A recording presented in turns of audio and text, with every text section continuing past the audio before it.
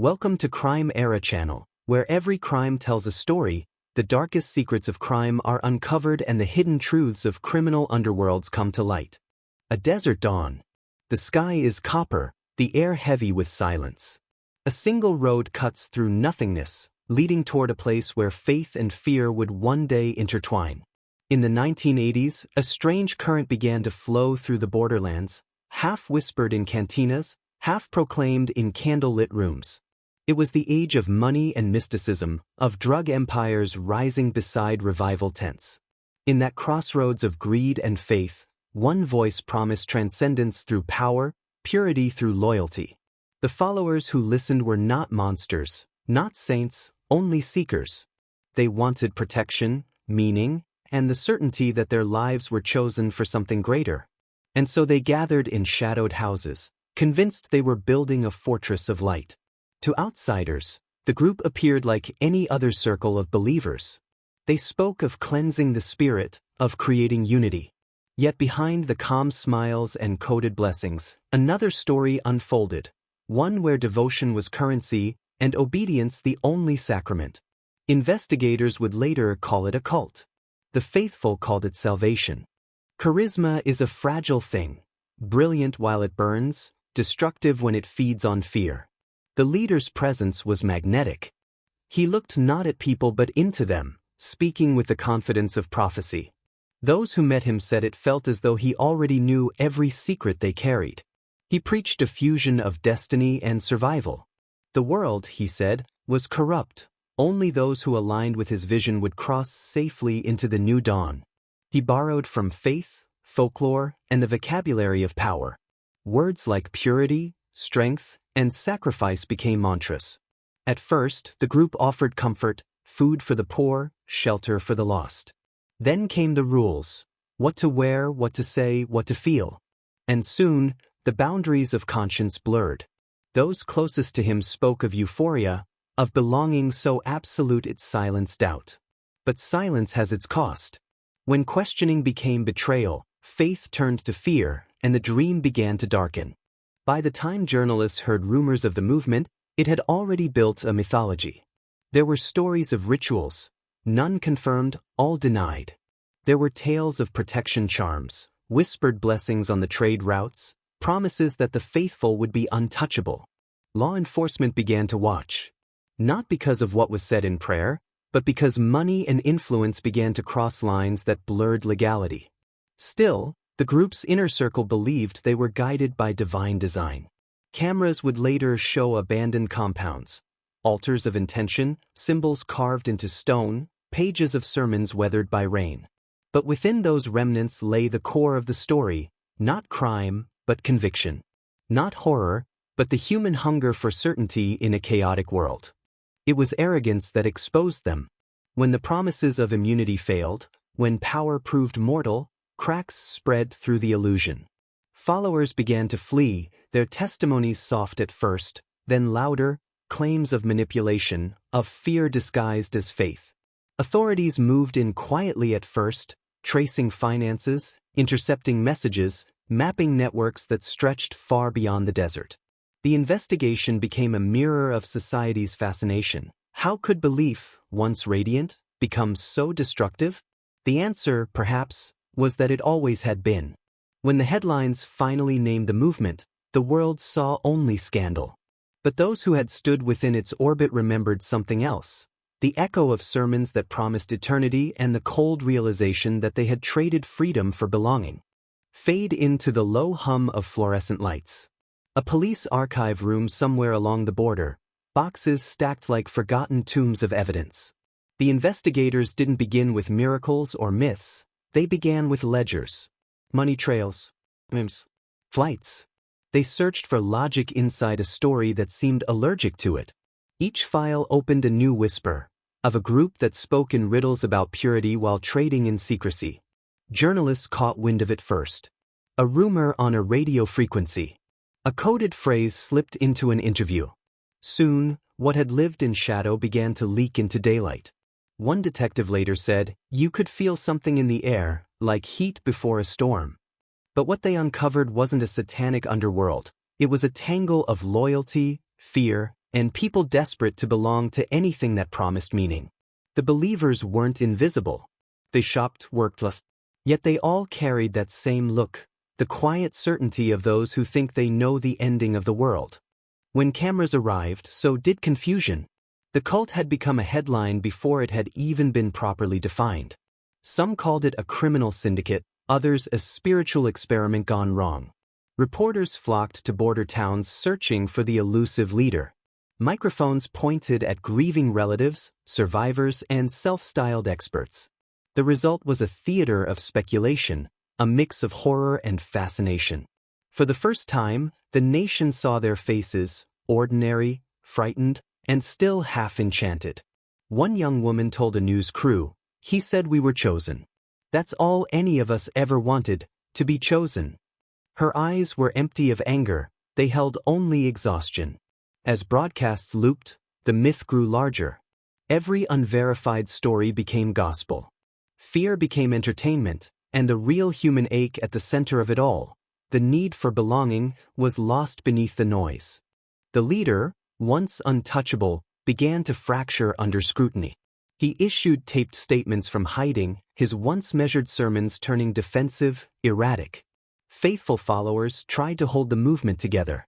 They rewrote his words, softened his decrees, tried to convince the world, and themselves, that the vision still held meaning. But institutions built on charisma collapse the moment the illusion of control is pierced. Authorities closed in not with violence but with patience. They dismantled the machinery, intercepted accounts, dissolved networks, reclaimed properties that had been baptized in secrecy. In one final broadcast, the leader's voice trembled between pride and surrender. He spoke of betrayal, destiny, and light, but the conviction had drained away. What remained was a man cornered by the weight of his own invention. The following morning, the headlines declared the movement over. But belief never ends cleanly, it lingers like smoke. Montage, empty meeting halls, the echo of footsteps through abandoned sanctuaries, the wind flicking through pages of half-burned manifestos. Academics arrived next. Psychologists, sociologists, theologians. Each came to dissect what had happened, to name it, to categorize it, to make sense of the senseless.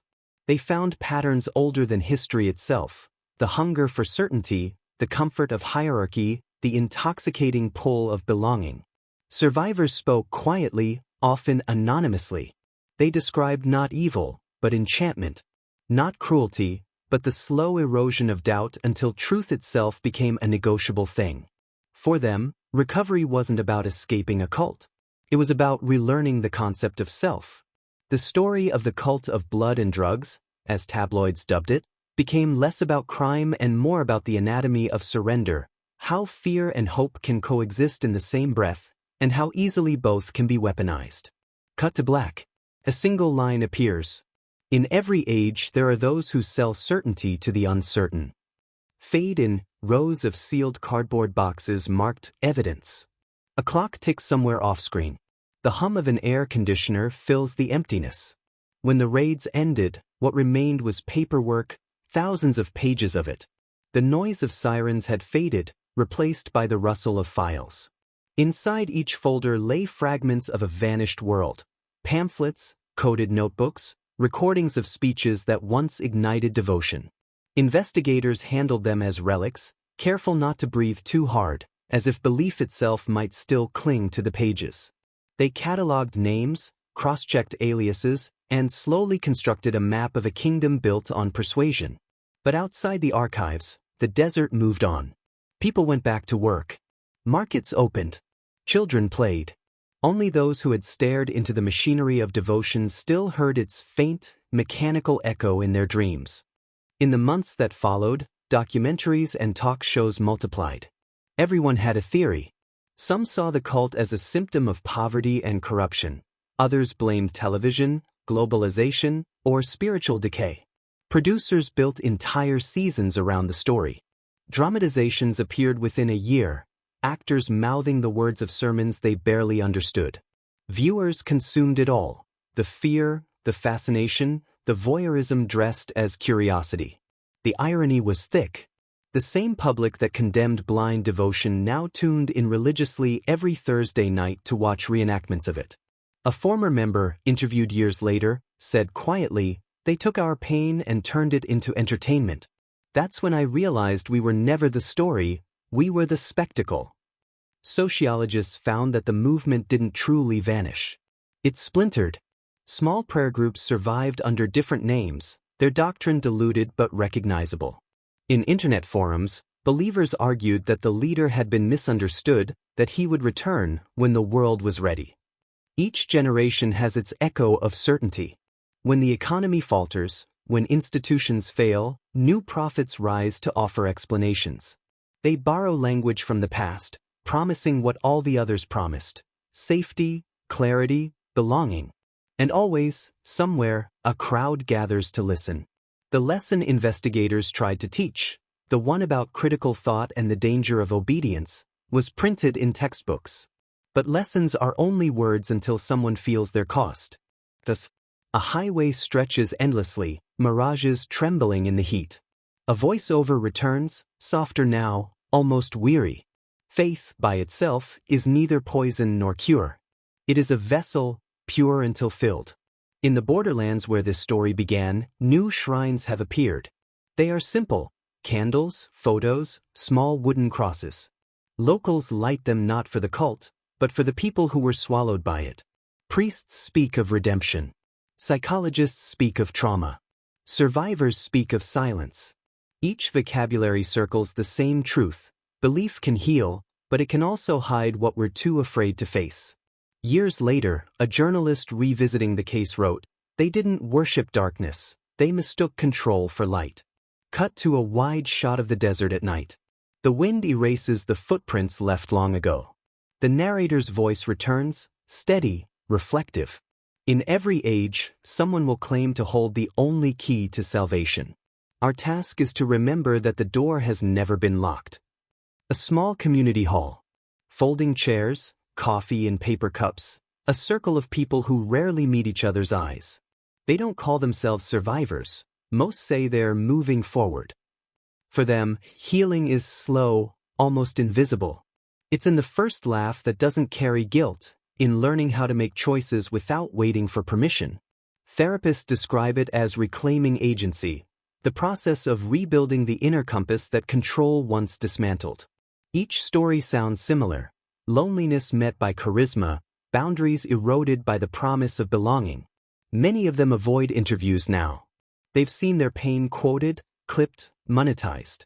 What they want is not fame or pity but normalcy, the quiet dignity of being ordinary again. A woman's voice, barely audible. You can't erase belief. You just learn to give it to something that doesn't hurt. When investigators first confronted the case, there were no clear laws for what they faced. Fraud, coercion, psychological manipulation, these were shadows that slipped between statutes. The aftermath changed that. Training programs emerged that blended criminology with psychology. Officers learned to read the language of control, the way isolation, repetition, and reward could cage a mind without ever raising a hand. The study of cultic influence entered universities. What began as a scandal slowly became a field of knowledge. And in that education lay quiet progress, an acknowledgement that evil is rarely theatrical. It's systematic, patient, polite. It begins with trust. Years later, retrospectives filled late-night television. The story had shifted tone, from horror to lesson. Commentators spoke of economic despair, identity crises, the digital age's echo chambers.